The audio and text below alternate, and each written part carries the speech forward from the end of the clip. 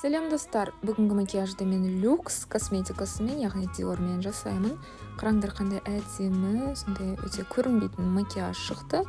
Ал ендеше бұл макияжды басталмас бұрын бетімді дайындаймын. Ол үшін тоникті жағамын Optimal сериясынан. Беттің pH балансын түзеп, ары қарай макияжға дайындаймыз.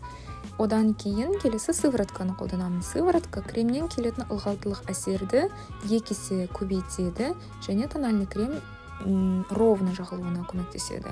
Одан кейін міндетті түрде көздің айналасын дайындаймын. Жақсы қабат кремді жағамын. Кейін бетке арналған ылғалдандырғыш Optimus кремін тоже осылай жағамын.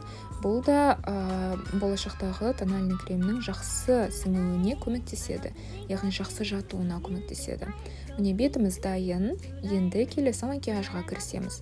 Ең алдымен қастың макияжын жасаймын, қасымды түзеймін, яғни ол үшін мен сабынды қолданып қатырамын. Келесі көздің айналасына консилерді жағамын. Консилер менде Giordani Gold Master Creation. Өте жұқа, өте жеңіл. Сосын бұны маған сатушы айтқандай, бұл Dior пудрасы күшті нақтылайды екен, фиксация жасайды екен. Сондықтан бүгін соның әсерін көреміз. Және сол күні мен макияжбен жүріп шықтым. Күні бойына осы пудра прям мықты тенеді ұстап тұрды. Сондықтан маған өте ұнады.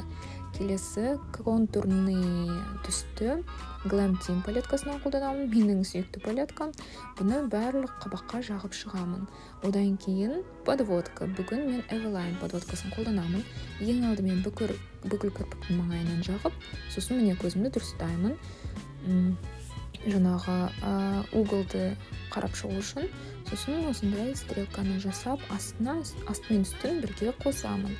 Стрелка өте жұқа, өте сондай әдемі қара болып шығу керек. Келесі артықтарын мен мицеллярлы сумен өшіріп шығамын. Міне қараңдар, осылай жасайсыңдар да. Әдемілеп үстіге қарай созып шығасыңдар. Сол кезде сыртынан тағы да хвостик қалады. Бұл хвостикті жинап шығу керек.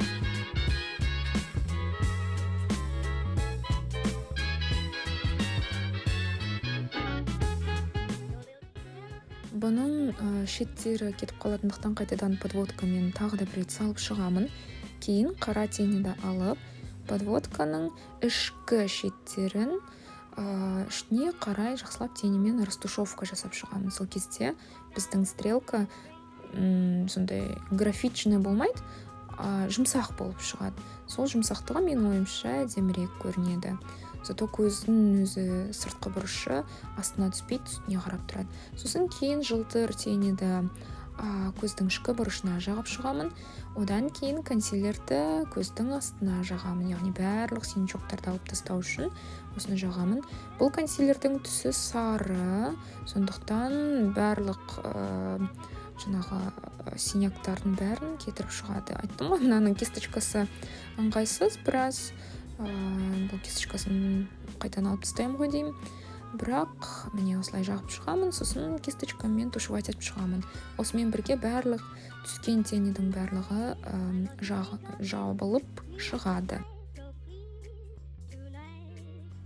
Ары қарай мына стрелканы тағы да бір кисточканы алып, біраз созамын. Сол кезде міне қараңдар, өседі және более такой драма болады. Келесі Dior, наконец-то мен өзіме Dior алдым тональный крем.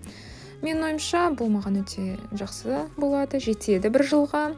Қараңдар, және ол өте сұйық, қымбат болған соң біраз капелькамен біраз үнемдеп қолдану керек. Бірақ сонда да маған бұл тональный крем ұнады. Күні бойына ұстаған кезде өте жеңіл. Бетті кешке жуған кезде бетім жұмсақ болып тұрады, және күні бойына сезілмейді, және бет терінің түсіне жақсы кіріп кетеді екен. Все-таки қымбат зат деген қымбат.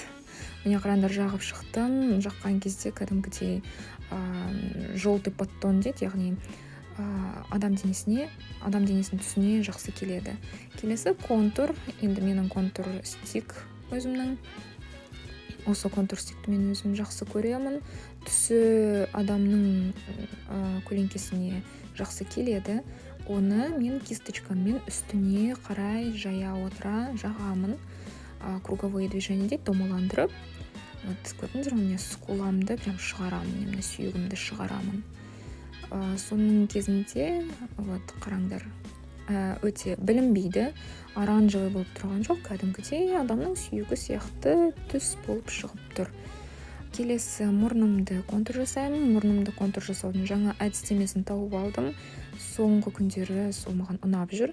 Енді румяна ретінде мен Jordani Gold'дан сұйық помаданы қолданамын. Себебі түсі сондай әдемі, натуральный дейді, табиғи румянаның түсіне келеді. Міне оны стиктің үстінен, яғни қоңыр түстің үстінен жағып шығамын, және өте жеңіл. Бұл румяна деген сондай табиғи болып тұру керек. Маған ұнамайды қатты көрініп тұрғаны. Сондықтан міне көрдіңдер ме? Бұл көрінбейді, әдемі, табиғи.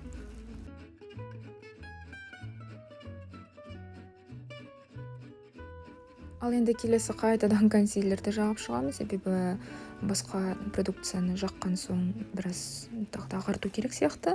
Сондықтан консилерді жағып, соңынан мына пудрамен бәрін фиксация жасап шығамын. Бұл фиксация шынында да түске дейін, кейде кешке дейін менде жетіп жүр. Шынында да өте жақсы пудра екен.